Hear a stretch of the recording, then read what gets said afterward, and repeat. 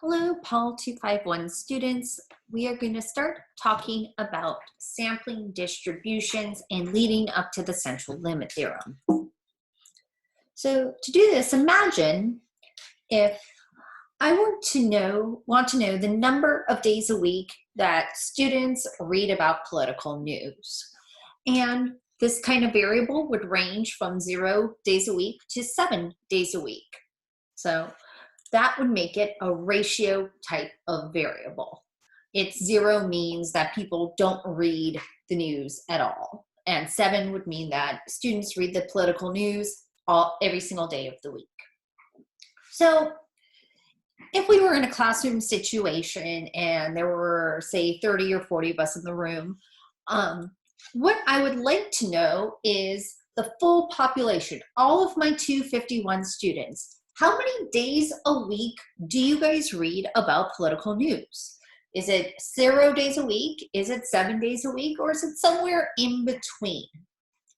So I care about, as my population, all of the students in 251. However, what I do instead is I sample the students who happen to be in class that day. Say there's only 30 people in the room. And I do this in a way where I ask you guys to go chit chat with your neighbors and compare notes. You know, maybe you only read the political news 5 days a week, but your neighbor reads it 6 days a week. And I do this where I have each of you talk to 2 people, say your neighbor to your left and your neighbor to your right. So I'm going to get, for a total of 30 students, 30 different answers about the number of days a week that they read political news. Now, if I were to go and plot those numbers, I would have what is known as a frequency distribution. So for the 30 students that answered how many days a week they read political news, I would have on my x-axis here, this horizontal axis, the number of days a week that someone reads political news, ranging anywhere from 0, 1, 2, 3, 4, 5, 6, and 7. On my y-axis here would be the frequency, or the number of students who said that that's the number of days they read the news. So for instance, I would have one student who said 0 days a week, another single student that said 2 days a week. But here for 7 days a week, I have 8 students that said that they read the news every single day a week. So with this frequency distribution of these 30 values, I can have a mean and a standard deviation. And as I mentioned prior to spring break, the mean is that value of central tendency. It's that arithmetic mean. It's the central value. So here among these 251 students, among these 30 students, we have a mean of 4.97 days. We can also calculate a value of dispersion of these values, or spread of these values. This would be the standard deviation. And that, for this sample of 30 students, is 1.75. So here's our frequency distribution. And when we have a frequency distribution, it is the empirically derived set of observations from a sample. So when I say empirically derived, I'm literally talking about these are the things that I observe. If I ask 30 students how many days a week that they read the news and I plot those number of days, that's what I'm empirically deriving. That's literally what I'm observing. So this frequency distribution is simply recording the events as I observe them. And I can have a mean, which will be notated as X bar. And I can also have a standard deviation, which could be notated as a lowercase s. Now imagine, instead of just asking one time in class for the 30 or so students who are in the room about their news consumption, imagine if I asked this question an infinite number of times. If I kept going around every single class time in Pol 251, across multiple sections of Pol 251, multiple semesters of Pol 251, and I kept asking this question about news consumption an infinite number of times. If I did that, I would still have a distribution. I'd have a y-axis with the values that I observe from 0 to 7, and I'd still have a y-axis with the amount of times that I observe those responses. The difference, though, is that this would all be theoretical, because I'm not going to literally go around for the rest of my life asking people how many days a week they watch the news or read the news and plot it. So what I'd have would be a probability distribution, which would be a theoretical ideal.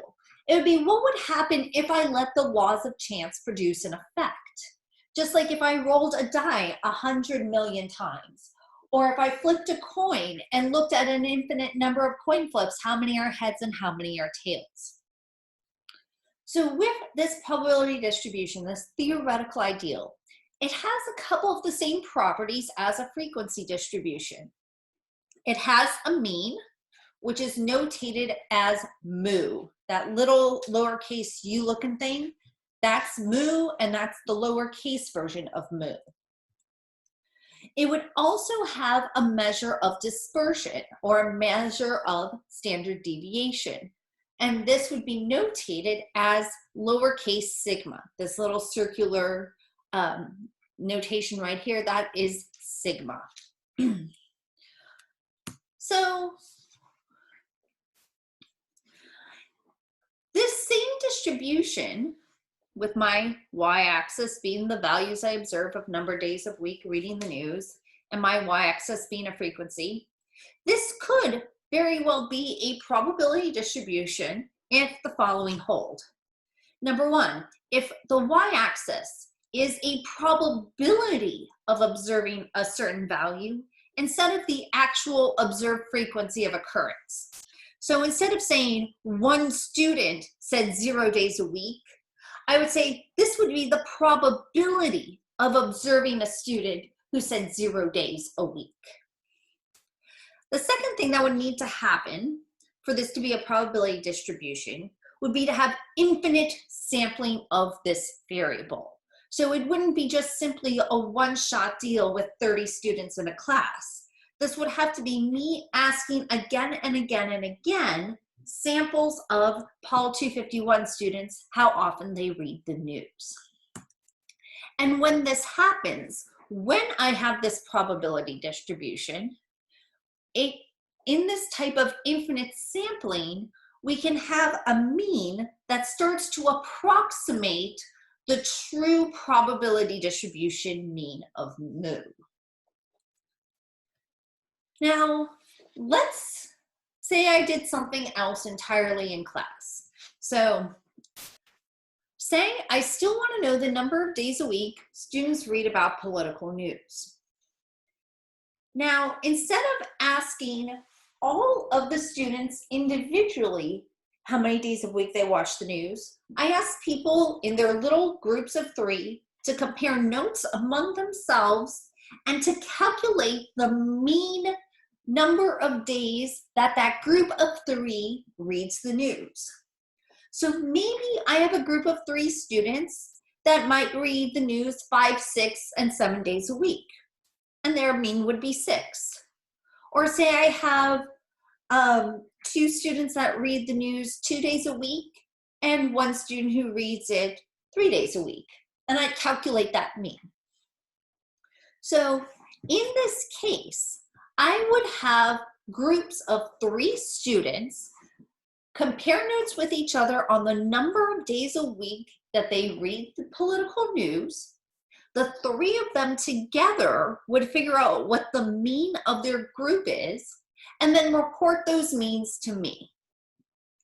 And I actually did this in a class a couple of years ago, and I ended up with 60 means for small groups of 3. And then I plotted those means in the graph below. Again, my y-axis is the values of that variable. How many days a week do you read the news? 0 through 7.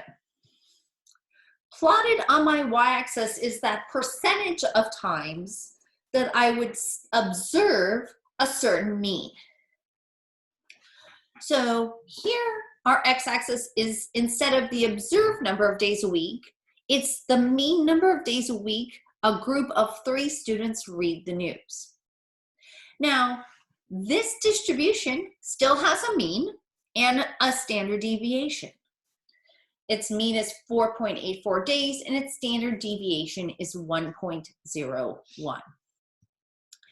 And what this distribution ultimately is a sampling distribution, because it is plotting a distribution of values that is a type of characteristic of a sample. So when I talk about sampling distributions, a sampling distribution in effect is a type of probability distribution. So they both assume that you have infinite samples. The only difference is a probability distribution is distributing the actual observed values, whereas a sampling distribution is showing the distribution of some sort of sample characteristic or sample statistic like a mean. So here what we're looking at in our graph here is a sampling distribution of mean class news consumption of Paul 251 students across 60 small groups of 3. So what does this mean in terms of actually understanding statistics? And here we can draw upon this law of large numbers. So the frequency distribution of means approximates a theoretical sampling distribution as the number of trials goes up. What this is essentially saying is, instead of asking groups of 3 to give me their mean 60 times, I might ask them 100 times, or 200 times, or 1,000 times, or 1,000,000 times, or an infinite number of times. As I keep doing that, the mean of my sampling distribution, or the mean of the means, starts to approximate the true population parameter mu. So if I were to draw infinite samples of groups of 3, get the mean news consumption of those 3 students, and do that an infinite number of times, the mean of that sampling distribution would be equal to the actual mean news consumption of my population as a whole. So let's compare and see what that looks like. So here on the left-hand side, I have the frequency distribution of the 30 students in Paul 251 who told me how many days a week they read the news. And this has a mean of 4.97 days. We can also see that this graph is skewed. It has a negative skewed distribution because most of the observations are at the upper values and the tail goes down to the negative side.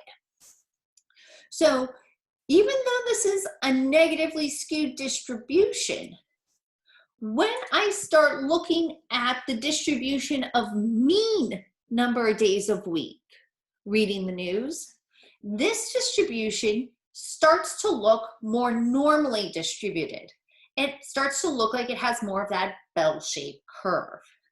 And its mean is 4.84 days. Now, if instead of just 60 groups of 3 that I plotted, if it were, say, 1,000,000 groups of 3 that I plotted, this would look much more like a normal distribution, and it would have a mean of this distribution equal to the true population mean of 251 news consumption. And this is the logic of the central limit theorem.